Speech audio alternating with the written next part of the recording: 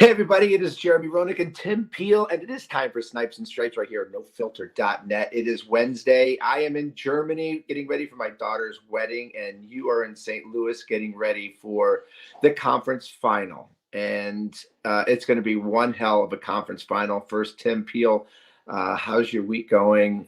You obviously watched that game the other night with Edmonton and Vancouver. Went just like we talked about, just exactly how we thought it would. We'll talk about that in a minute. But how we doing, my friend? How's things? Awesome, buddy. I'm awesome. How's Germany? How's the schnitzel? How's the beer? And more importantly, how's your daughter doing?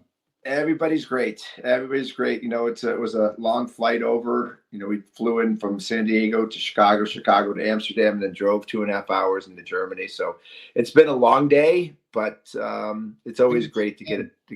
Say again. Did you get in? I got in about 10:30, 11 o'clock this morning, which was Amsterdam time, which is 7 hours ahead of you. So that was 4 a.m. your time. You look good, buddy. You look good for literally no sleep.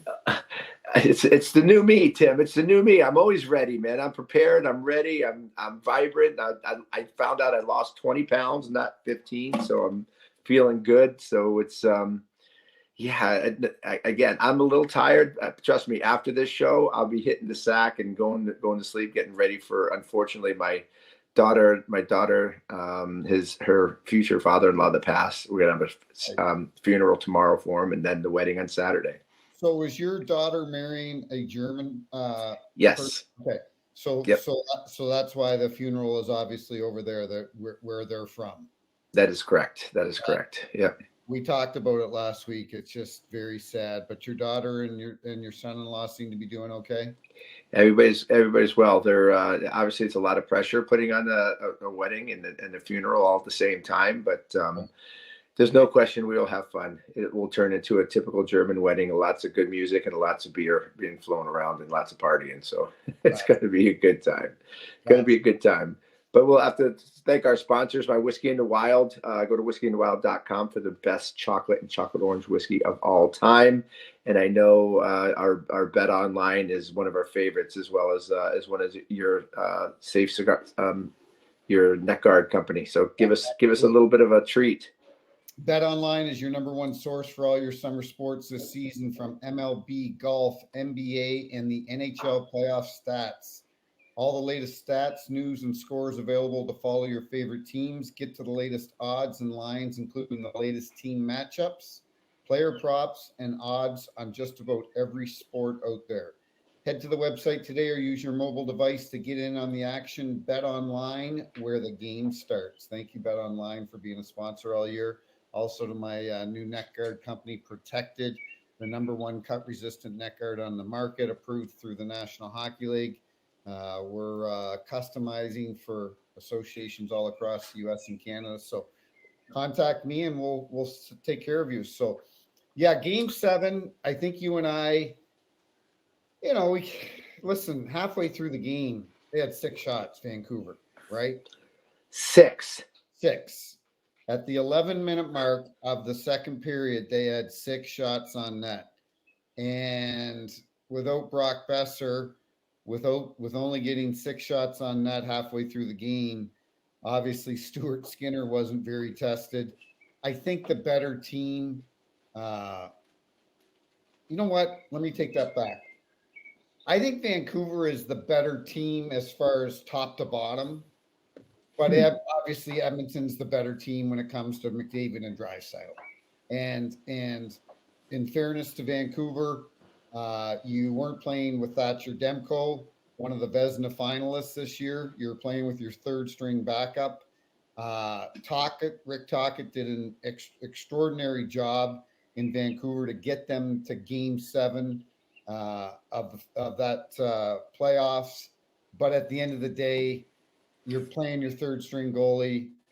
Brock Besser's out, and McDavid and Draisaitl, even though I don't even think McDavid had a point in Game 7. But you know what? It's kudos to the Vancouver Canucks, buddy.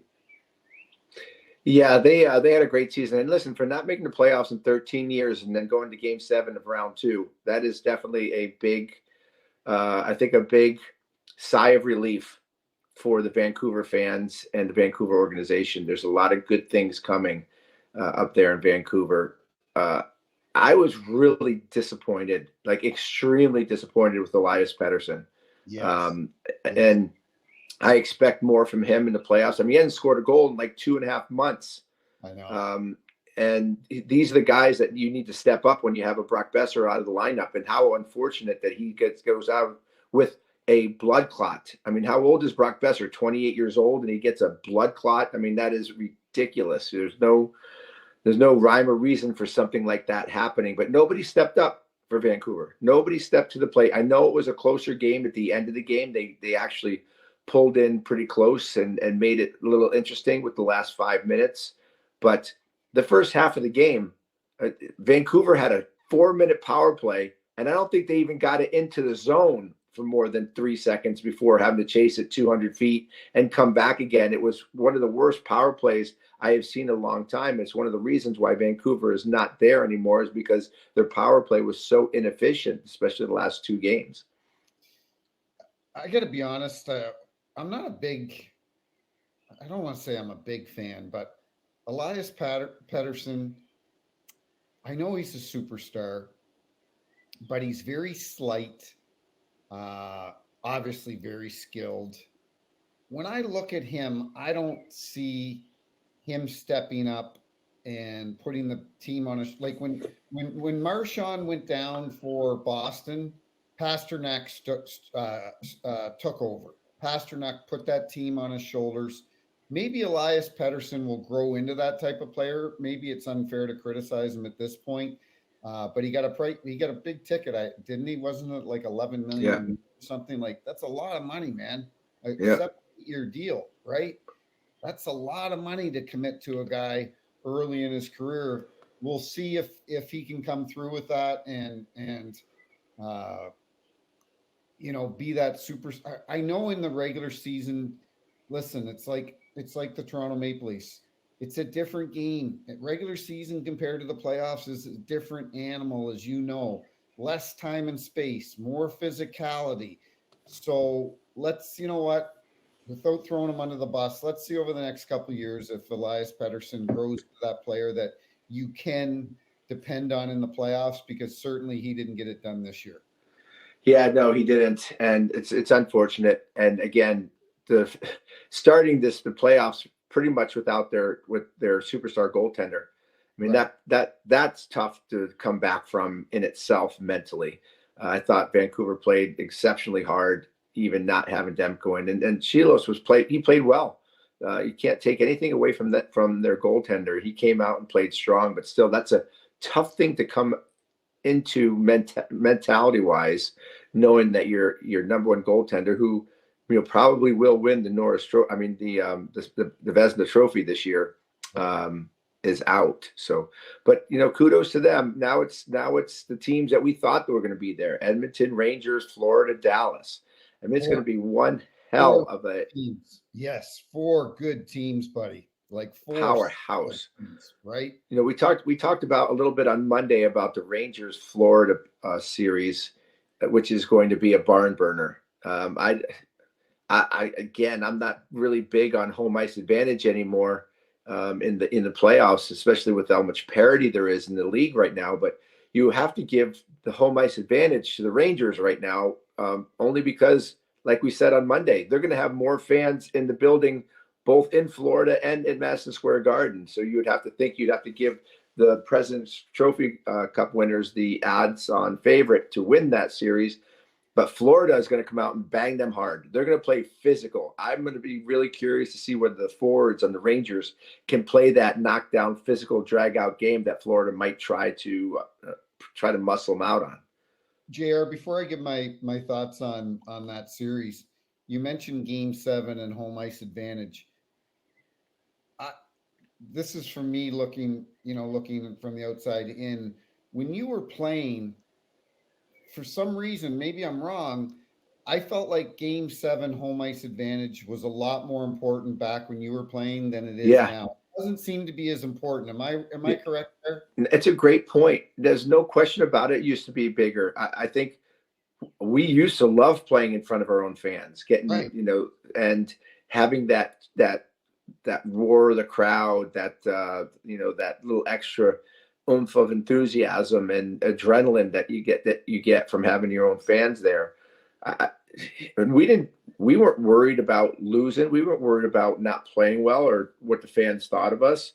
And I think that the parity obviously wasn't as even as it is nowadays. I don't know what the reason is for that. These home ice advantages now become irrelevant in the National Hockey League. Maybe it's the referees. Maybe the referees are doing everything different. You see what's going around social media right now. Everybody's yelling at the referees, NBA, NHL. I think you need to come back out of retirement, PLZ, and start whipping these people into shape and with the stripes on. You know what? They were sending out tweets before the game 7, that they had a picture of a ref in the Vancouver Canucks or the Edmonton Oilers dressing room saying, they're getting ready for the game. But I'm like, quit blaming the refs. And then halfway through the game, I'm like, you guys have had 6 shots on net and you had a double minor. I don't want to hear anything about the refs tonight. Like, that's awesome. Right. But yeah, you're right. It doesn't seem to be as, we saw the Blues win in 19 on the road in Boston. We've seen it since, where not a lot of teams really hoist the cup at home. And so listen, my thought on this series, I think you banged it off. It's going to be a physical series on Florida's end. People ask me who's going to win. I go, flip a coin. I don't know, except I am going to be, I can't wait to watch it tonight. And you'll be asleep because it'll be 2 a.m. your time. But yeah, it's going to be a great series. You've got 2 phenomenal goaltenders in Bobrovsky and Shesterkin. Both teams have good back ends and blue lines. Both teams have good power plays. Both teams have star power. You got Zibanejad, Kreider, Panarin. You've got Barkov. I forgot about Trocheck. Trocheck's having a phenomenal playoffs. Trocheck's great. Then you got Barkov. You've got Verhaeghe, Kachuk. Like, you know what, man? This is going to be. I think Reinhardt's flying. Verhaeghe's flying. Sam Bennett will probably knock somebody out from the Rangers. Like, if I'm a Ranger player, I'm watching every time Bennett's on the ice. And if I'm a Panther, I'm watching every time Trouba is on the ice, because they are at you and they're coming at you hard to hurt you. Yeah, there's no question about it. But there's no question that Florida has the ability to play more of a smash mouth type of hockey than the Rangers. I don't know whether Panarin's going to want to play that type of game. I don't think Zibanejad's going to want to play that game. Kreider, I don't think he wants to play that type of game. But we'll see. We'll see how it pans out. Rangers defensively are very tough. Miller and obviously what you said, Trouba, they can bring it on the back end. But I think it's going to come down to goaltending. To me, in this series, again, Shesterkin, I think I give the edge to Shesterkin, even though Bobrovsky's has proved it a little bit more over the last couple of years. But and 2 great coaches. You made that point on Monday. 2 great coaches that know what to do, and players love playing for them. It's going to be a crazy series. There's no question about it. You know what, Alexis Lafreniere, I've got to give him a lot of props, JR. Right? Yeah, that's a great play. He's had a hell of a year this year. Going into this year, I'm like, is this guy a first round flop? Like, and it might have been even first overall, but he was obviously, I think he was top 3 or 4. But a first round pick by the Rangers. And I'm like, is this guy going to be a flop? But you know what? Good on him. He's grown into the player that I think the Rangers thought when they drafted him. You've got Adam Fox on defense, along with Keandre Miller. We mentioned Trouba. This is going to be a heavyweight fight, buddy. Only fitting that it's at Madison Square Garden, because this is going to be one hell of a series, and I can't wait to watch it. Yeah, it definitely is, and Edmonton going into Dallas. Dallas is they just keep doing exactly what they did all year, right? Just quietly, just pounding out wins. And they showed a lot of poise knocking out the Colorado Avalanche last week by winning a big game in Colorado. That's one thing you don't want to have to do is take Colorado to a game 7 and give them that opportunity with all that firepower. And Dallas just shut the door on them. A big 2-1 win in Colorado when Colorado had all the momentum. So to me, that team is built of superpower up front. They have great defense. Obviously, their goaltender is really good.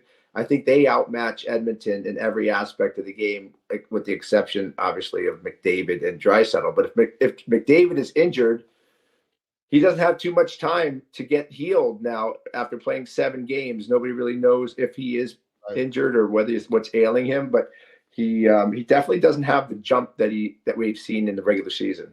No, you know what you talk about Dallas's depth in that, and it really is remarkable the job that Jim Nill. I'm going to run down the players here: Robertson, Wyatt Johnson, Seguin, Ben.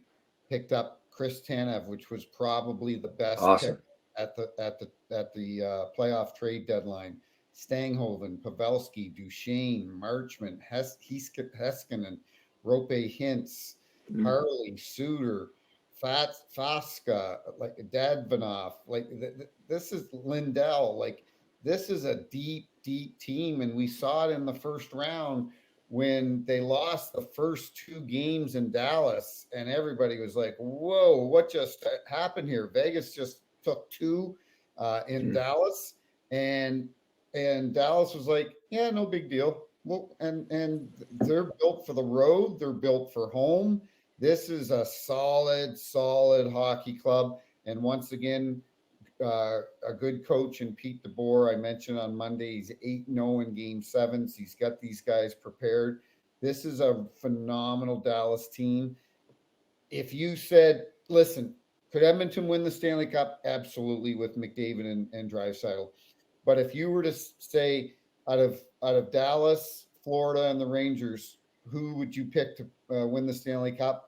I think I'd have to pick the Dallas Stars. I think they're the most complete team. Yeah. But I've also seen Ottinger shit the bed, JR. Yeah. He doesn't have that consistency that Bobrovsky has, that Shesterkin has. He kind of comes and goes sometimes, and that's my only concern with Dallas is if Ottinger doesn't bring his A game, then you might give the edge to Edmonton. But listen, another good series. The NHL's got to be extremely happy with the 4 teams that are in the conference finals, because you've got a team from Canada, you've got McDavid in it, Draisaitl, you've got the Rangers, the biggest city in North America. Then you've got Dallas, you've got a southern city in Florida. It's great for the NHL. Great for viewers. Yeah, it really is. And you talk about Dallas. I mean, look at the leadership they have on that team. I mean, even though Seguin and Ben, they are the older guys, but they're playing good hockey. You got Joe Pavelski, who's playing some great hockey, and somebody that everybody respects. And they can play if you want to get into a run and gun track meet, Dallas can do it. If you want to get into a lockdown, drag out brawl, low scoring game, Dallas can do it. So they have every aspect of the games in order to go long series. And when you can do that, those are teams that can win. And I kind of agree with you. I think Dallas has the best team right now, all around and mentally. The Dallas Stars, because what you said, they lost two home games to Vegas, first round. You talk about a team that everybody was looking for serious Stanley Cup run, and Dallas loses the first 2 games to Vegas at home, and they bounce back, and now here they are in the conference final with home ice advantage again. So it's going to be really, really important for them to get off to a good start, because you don't want to drop down 2-0 to the two best players in the world, McDavid and Draisaitl. No, you don't. And you know what? We mentioned it before. Jim Nill and the scouting staff there in Dallas have done a tremendous job, because they're trying to prepare that team for when Jamie Benn and Tyler Seguin are they're not at the end of their careers, but they're on the back nine right now. Yep. And they're filling in pieces for when those guys retire with the Robertsons, the Marchments, the Wyatt Johnsons, these young kids, young studs. So I give that whole organization a lot of credit. It's going to be a great series. Let's talk about some other NHL stuff. You were traveling yesterday, but I'm sure you saw it. They announced Craig Berube is now the head coach of the Toronto Maple Leafs. They had a press conference in Toronto. Good on Chief. I think he got a 4 times 5. Wow.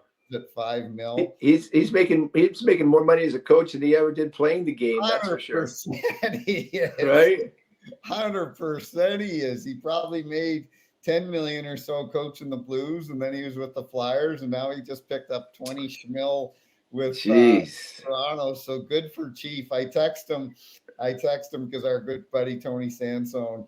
I text Chief and I said, Tony and I are making a road trip to Toronto. So you know what? Good Chief. I think he's what that team needs. But saying that, they still have to make some personnel changes. You know that they have to. They have to. And going around social media, you see these crazy memes and these crazy videos of the 4 top guys golfing, right? All the funny jokes, and you have them on the golf course, Austin Matthews and Marner and Tavares, just because what did they do? What did they do in the playoffs again? Nothing. Mitch Marner again. He's got to be wondering what his fate's going to be in Toronto. I mean, there is no way that he can't be thinking that he is trade bait, knowing that this team needs to make a huge move, like you were just talking about. Getting Berube is awesome. That is the exact kind of coach that Toronto needs, a hard, in your face type of coach that will accept no mediocrity, where you literally have to be accountable every time you come off the ice to Craig Berube, right? You're not going to come in here and give him shit for a bad system or not knowing what he's talking about. Craig Berube is a very smart coach. Now, how do they make those changes? They have more than 60% of their salary cap tied up in 5 or 6 players. That is not an easy situation to be in if you're a team looking to go past the first round, which they've only done once in the last 25 years. Yeah, no, you're absolutely right. I think, listen, I'll be honest, if I don't see any, even though I love Chief and his coaching style, I don't see any. I think they'll still be a very good team this year. They'll compete in the first round. Maybe they do get out of the first round. I don't know. But I think they have to get under the John Tavares contract. He's got 1 year left, and I think it's right around 9.6. Maybe it's 11. I don't even know. It's confusing between. How do you do that? How do you do that? How do you get rid of John Tavares at 9? Well, what I'm saying is he's got 1 year left. So like after this upcoming season, he's you can get rid of him. Like they've got to get rid of that contract so that they can bring in a stud defenseman. They need a Seth Jones from Chicago. They need a young stud defenseman, because I love Morgan Riley, but after that it drops off. They didn't re-sign TJ Brody a couple days ago, so he's done. They've got to improve that D-core, and the only way you can really do that is you got to free up. You've got to get rid of that. I am not sold on getting rid of Mitch Marner. Everybody wants Mitch Marner. I think you go through another year of maybe we can. Well, we're going to make the playoffs, but maybe we can win a round. You're not winning with them. You're not winning with them, PLZ. I know, buddy, but my point is, listen to me. A year from now, John Tavares' contract is off the books. John Tavares isn't going anywhere. If John Tavares wants to play, he's playing in Toronto. He's just going to have to take a major salary cut. Oh, he's going to have to make yeah, and by the way, you don't think, and I know John. He's a first-class guy. He's a great leader. I don't see him wanting to go anywhere else to finish his career. I mean, maybe he does try to go and sign at a big-time contender, or does he think Toronto will have a chance if seeing how Berube does this year and seeing what kind of moves they make? Maybe he does say, I will sign for $2.5 million and play for play for a cup if we can bring in other people by using that money that I'm giving up to sign somebody good. But Mitch Marner, I mean, Mitch Marner is a 10 and a half, $11 million player as well. I mean, that is a lot of money to pay for a guy who has not done anything in the playoffs to help you win. I mean, well, Mitch Marner's got 11 goals and 39 assists, so he's got 50 points in 57 career playoff games. Everyone always talks about Marner. What about Nylander? Yeah, but you got to look at how he does it though. When he scores in bunches. Like he has games where he has two or three points. He has more 0-point games than he has anything in the playoffs. Nylander's got 43 points in 54 playoff games. So I'm not putting this all on Mitch Marner. Everybody wants to talk about Mitch Marner. Yeah, but but you got to start somewhere. And by the way, the top guys are the ones that get credit for winning, and the top guys have to get credit for losing. And telling you, Austin Matthews isn't off the hook either. He scored 70 in the regular season, but he's getting chopped up left and right by the media too by his lack of production. No, I agree, but what I'm saying is, why is it Mitch Marner? Why isn't Nylander brought into this conversation? Like, why is Nylander untouchable? Nylander has been a much better player in the playoffs than Mitch Marner. Same stats, very comparable numbers. Like I just don't think it's all on Mitch Marner. I think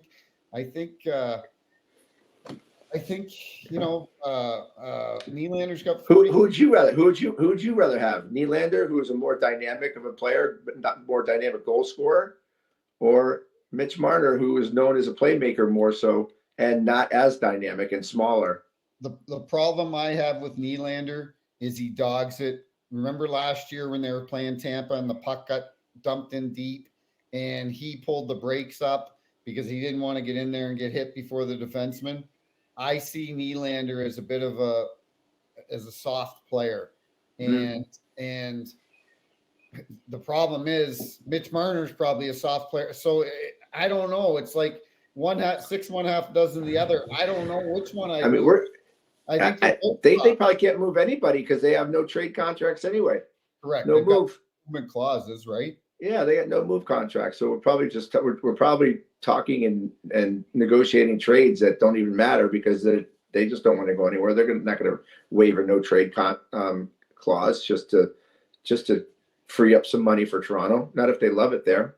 Well, yesterday, Nashville, Barry Trotz traded Ryan McDonough to Tampa, back to Tampa where he had played and won a cup there, and freed up a lot of cap space. I think I read that their cap is now only like 63 or 65 million heading into this season. And the reporter asked him, "Are you trying to get Mitch Marner?" And he said, "Mitch Marner's under contract. I have no comment on that." So I will tell you that's a great comment to say, because here Nashville was one of those teams, one of those sneaky teams that played very well. They played over their heads this year, and I think that surprised a lot of people of how competitive they were. Ryan O'Reilly going there really helped that team. They found a way to make the playoffs. They scared Vancouver, I think, for a little bit. If they have that much cap space and have the ability to go sign a big time free agent, who wouldn't want to go play in Nashville, and a great place to live, Tennessee, the music capital of America. It's that they have a really good setup right now in Nashville that they can take advantage of. Well, because really at the end of the day, outside of Philip Forsberg, JR, they don't have a lot of star power up front, right? Like Philip Forsberg is their most prolific goal scorer. Adding a player like a Mitch Marner, that just brings another dynamic to that team. And you know what? Who knows? Maybe Mitch says, "You know what? I want to go and just play hockey and not get criticized by the media every day." I don't know. But it'll be interesting to see. Another thing happened yesterday while you were traveling. The Kings removed the interim tag off of Jim Hiller, who was the assistant coach that was promoted to the head coach when Todd McClellan got fired. Not a big surprise. I think you know what? It's like here in St. Louis when Chief got fired, they brought in Drew Bannister. He had a very good record, did very well with the Blues, and I think the consensus was, okay, the Blues are retooling. They're not going to make the playoffs, or they're not going to probably win the Stanley Cup in the next couple of years. If we bring in a Todd McClellan, we bring in a Gerard Gallant, we bring in whoever, is it really going to change the team that much? Drew Bannister's worked with every young player on this team. He was the head coach in Syracuse for their AHL team for a number of years. He's been a good soldier for Doug Armstrong. Army gives him a 2-year deal as a head coach. I kind of see the same thing happening here with Hiller. Yeah, it's just too bad. First of all, I loved Todd McClellan. He's a first class guy. He was unfortunately the damaged goods that went down for a team that just didn't want to play hard for him. So he was the collateral damage there. But that hiring doesn't do anything for me. It really doesn't. I don't know how that's going to pan out. I'm actually even more excited. I'm more excited for Ottawa getting Travis Green than I would be for thinking Hiller's going to be there in LA. And who's going to get really excited about Ottawa right now? So not me. Do you think Travis Green's a good hire for Ottawa? I really do. You do. Right? Yeah, I really do. I played with Travis Green. I know what type of person he is. I know what type of coach he is. I mean, his record in the minors, coaching a very mediocre team to almost winning championships, getting them in the playoffs, literally when their teams were injured. He was playing with East Coast League guys and was getting them to play the right way, knows how to bring a team together. Is a very fun guy to play for. I'm sure the players love Travis Green. What was he like as a player to play? Where did you play with him? He was very methodical. He was a penalty killer. He was very, very good in the faceoff dot. He was a great centerman. Won a lot of faceoffs. He was creative. Played on the second power play, so he can move. He wasn't the fastest skater in the world, but he's very smart, very intelligent hockey player. But and that's how he coaches. He has a good system, but he knows how to motivate guys by the way he talks to them and by the way he communicates. And I think that's what Ottawa is going to really enjoy about having Travis Green there, is that craving to play for a coach, because he puts everything into it and he's very smart. Well, and Ottawa, they're poised to take the next step. Like we've been waiting. We've been saying this for the last 2 years. We've been saying it for the same thing with Buffalo, and Buffalo goes out and hires Lindy Ruff. I don't necessarily agree with that, but maybe, it's comfortable for them. I don't know. I think Lindy is a good hire for that. I think you have a guy who comes into Buffalo who has a big heart for Buffalo, has a lot of history in Buffalo, knows the fans. I think that he can really see eye to eye with the fans, but he has a little bit more of an old school mentality. He's not the most gregarious person in the world.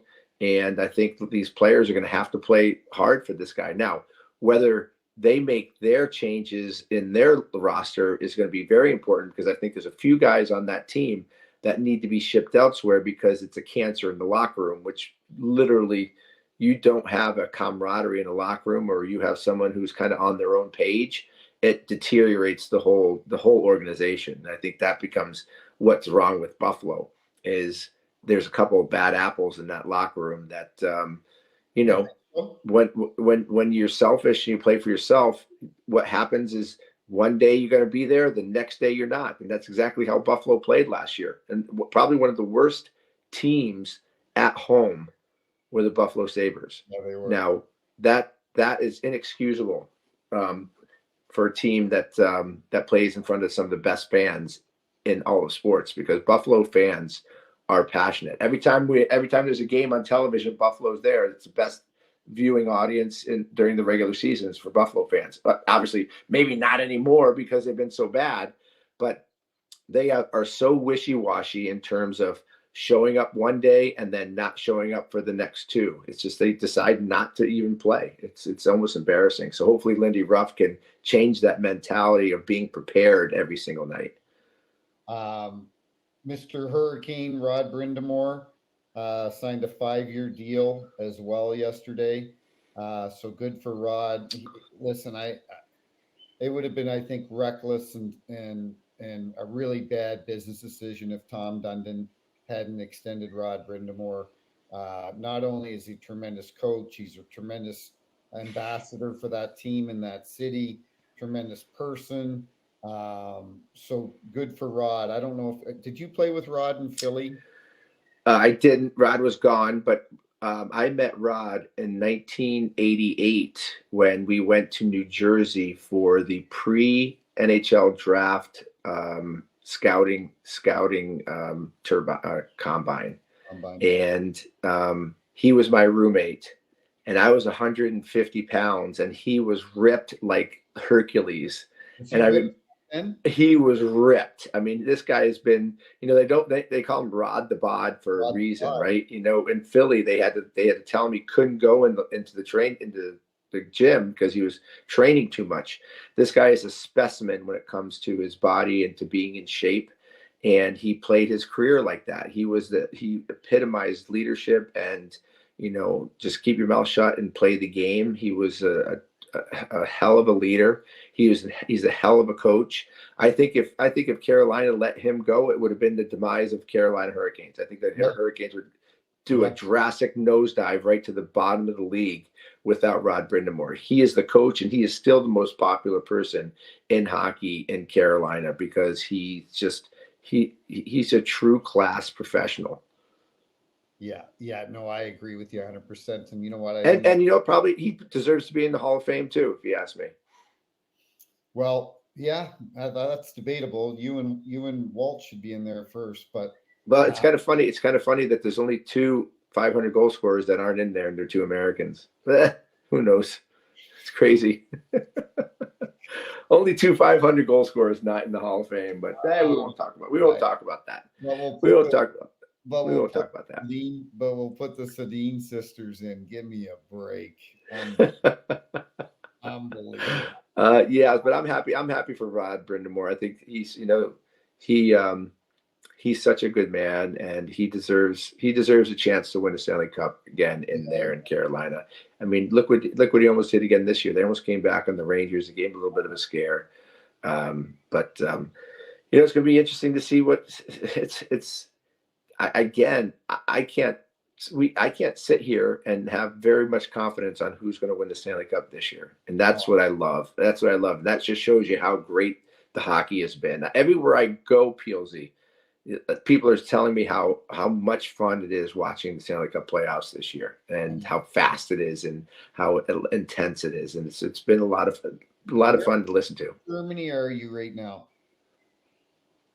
I am in the place where not many people live, but more horses live. I'm in a place right outside of Osnabrück, which is northwest Germany, about 2.5 hours from Amsterdam. So this whole area is filled with cornfields, cow pastures, horse fields. Horses all over the place and pig farms. So that's all you see out here. It's actually beautiful farming area around here. The only time I've been to Germany, it's got to be 10, 12 years ago. And the NHL sent me over for some preseason games, and we were in Mannheim, and they love their hockey. That's the big city. They love their hockey. Yeah. They played a team from Mannheim. The fans stood and cheered and waved flags the entire game. Yep. I love how the Europeans cheer at a hockey game. It was great. The German people couldn't have been any nicer. Yeah, the German league's a very good league. They've spit out some really dynamite players over here into the National Hockey League. This is I played for a very short brief stint during one of the lockouts. I played for the Cologne Sharks, and I had so much fun. Dougie Waite played at Mannheim during the lockout. There's a lot of really Dennis Seidenberg, who's a good friend of mine, obviously from there. I believe Hurdle is German also. So there's a lot of great players that have coming out of this German league right now, and I don't think it's on the Finnish Swedish level, but it's pretty close. Well, listen, buddy, you have had a long day. I want to wish Brandy nothing but the best for her wedding, and I'm sure Brett's there as well. Is he? Brett's on his way. He's on a plane right now. Him and his girlfriend are on the way over now, and a couple of other friends. And I'm sure it's going to turn into an Oktoberfest. There's no question. It's going to be a lot of fun. And we're going to celebrate my son-in-law's father's life tomorrow, and then we're going to party like it's no tomorrow on Saturday for my daughter. So Wow. I'm sure I'm going to get all choked up seeing her in her wedding gown, though. So it's going to be a lot of fun. Yeah, well, it'll be nice for you to get your family all together over there, and I wish you nothing but the best. I hope you guys have a great day on Saturday, and yeah, I'm sure it'll be emotional, but it'll also be a very proud dad moment as well. So absolutely. So enjoy watching some hockey at 4:00 my time tonight, and then throughout the weekend we'll see you on Monday for Snipes and Strikes weekend edition right here on nofilter.net. Thanks to Bet Online, our sponsor, Protected Hockey Neck Gear, and then Whiskey in the Wilds. Go to whiskeyinthewild.com. Get your best and favorite chocolate whiskey. We will see you. Great job today, PLZ, and enjoy the conference final. It's going to be one hell of a ride.